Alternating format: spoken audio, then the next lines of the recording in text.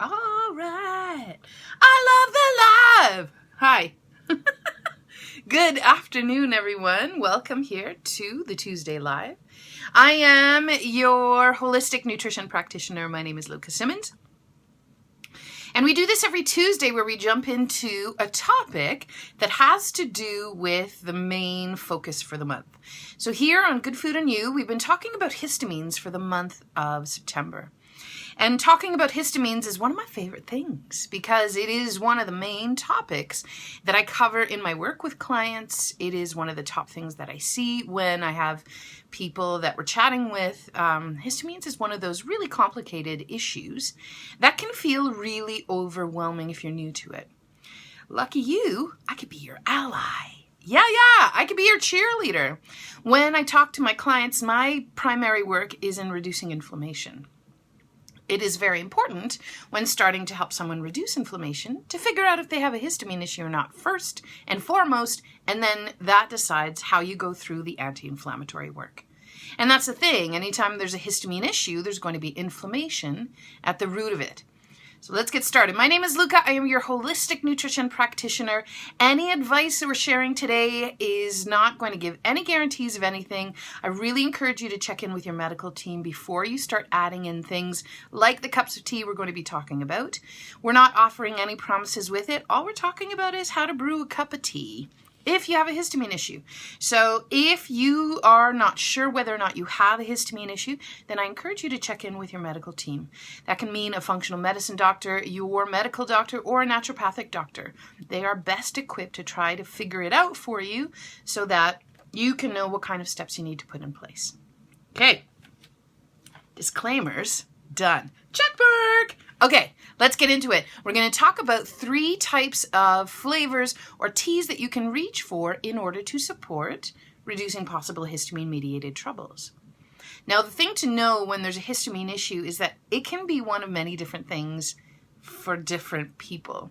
It can be a genetic issue. It can be an issue at the liver level, at the gut level, at the adrenals level, or at the immune function level, or in all of these pictures, or the hypothalamus, actually, come to think of it. So regardless of whether or not there is a histamine issue happening for you right now, whether you're in a flare-up or you know in the past there's been histamine-mediated troubles, then we're going to talk about 3 teas that you can reach for. There's actually a couple of extra, always.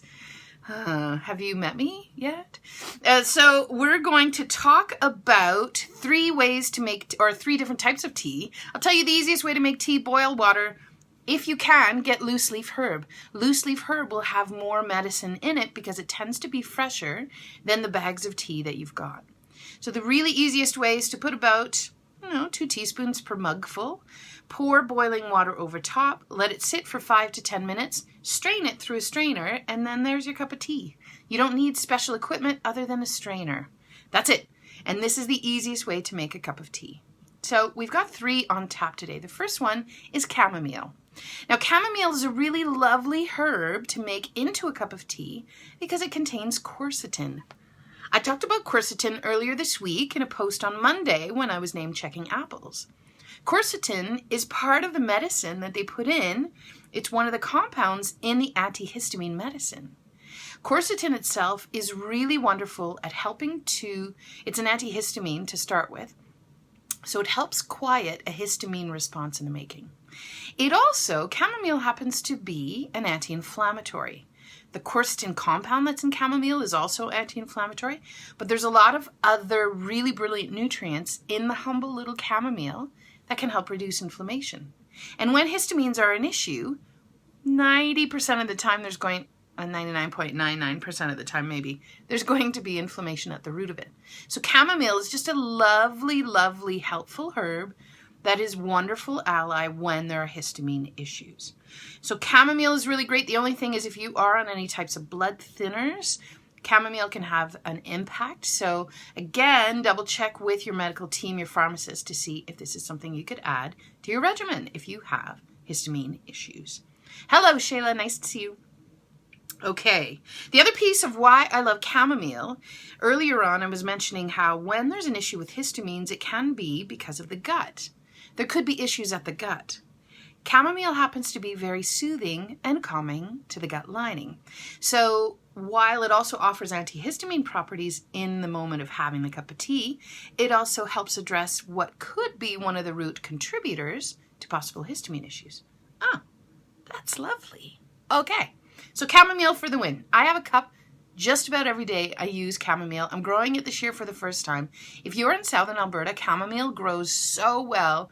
I encourage you to try it. Now, the second cup of tea we're going to be focusing on are teas that are native and local to this region in the area of southern Alberta and just about anywhere in North America, regardless where you're watching from. These types of teas are really high in something called vitamin C. Everyone knows vitamin C, great for the immune system, but do you know that vitamin C itself, the compound vitamin C, is antihistamine? Having anything that's high in vitamin C will help reduce histamine issues. So, where do you get vitamin C in tea? I've got a couple that I want to list here. My favorite ones that are in and around southern Alberta are rose hips. I would say wait for the first frost because the taste intensifies and it makes it a really perfect time for picking them. You can pick any type of rose hip, domesticated, wild, doesn't matter. When you go wild harvesting, I encourage you to only pick a couple of rose hips per plant, leave many, many more where you found them. And every plant or two, take a rose hip and go toss it in the forest in thanks, but also as a way to proliferate those plants. It's a really brilliant way to support everyone. As we pick, we can also contribute to the harvest and replanting that stuff so it comes back for future years. So I love rose hips, rose petals, if you can get your hands on rose petals or loose leaf rose petals. They are also offering a really lovely vitamin C. So does something called Labrador tea. Labrador tea is native to many different parts of the world and it grows quite prolifically and quite well. I encourage you to get to know the plant. You can also buy them loose leaf as is. I've seen them at the Light Cellar here in town. But Labrador tea is a wonderful vitamin C local guy that can help provide your body with some of those nutrients to help quiet a histamine reaction in the making. Excellent. Number 3 in our list of cups of tea, we're going to talk about fennel. Fennel is a wonderful, wonderful flavor to add to tea. You just need a little pinch per cup of tea. So when you're starting to play with blends and trying to come up with your own flavors to combine, fennel is a wonderful one to add. It also contains quercetin. So like chamomile that contains that quercetin, quercetin helps quiet the histamine response in the making. It also helps to reduce inflammation, quercetin itself. So fennel has a really nice amount of quercetin in it. Fennel also helps improve digestion. It's a carminative herb. It's a digestive herb. It helps to wake up your digestive fire. And often when there's a histamine issue, digestion is actually quite hindered. So adding anything into your regimen that can help to wake up that digestive fire can better have, or it supports your body to better take foods and break them down into nutrients so you can access them.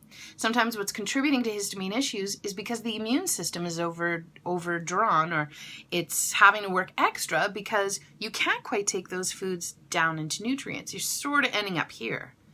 And that load of those incompletely digested foods now falls to the immune system. And the immune system just has a bigger workload, and when the workload's too big, now histamines can start to get out of hand.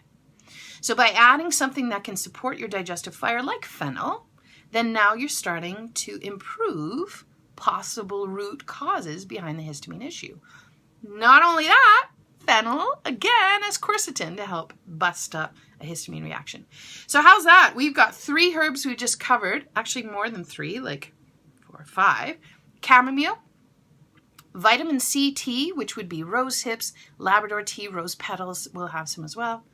And lastly, but not sadly, fennel. So I encourage you to start playing with your food, and I post sometimes on my stories on Instagram the cups of tea that I'm brewing. So I got this really awesome little single cup Bodum hot tea thing from IKEA of all places. You can find these anywhere. And I just plonk a couple of dried herbs and I start to play with flavors and see what I like.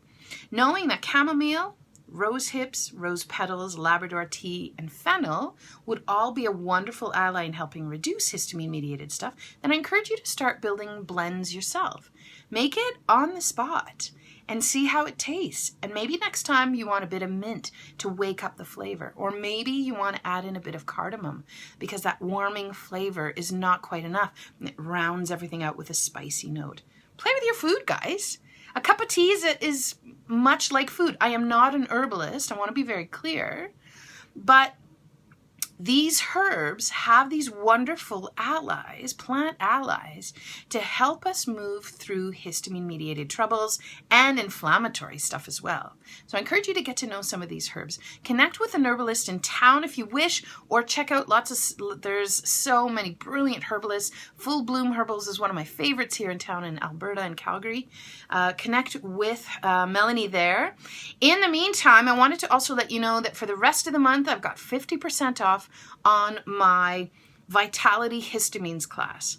It's a 2-hour online class that you can take if you're curious to know a little bit more of the biochemistry of histamine issues, but also to get down on what are those 5 practical tips that you can start putting in place today so you can reduce what histamines are doing and how they're contributing to your day.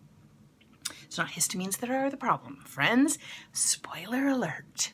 Thanks for tuning in. I hope you enjoyed it. Share this with someone you think would need some information on how to move through histamine troubles, because it is all about word of mouth. That is how I get my work done, sitting in my little office, in my little house in the northwest of Calgary.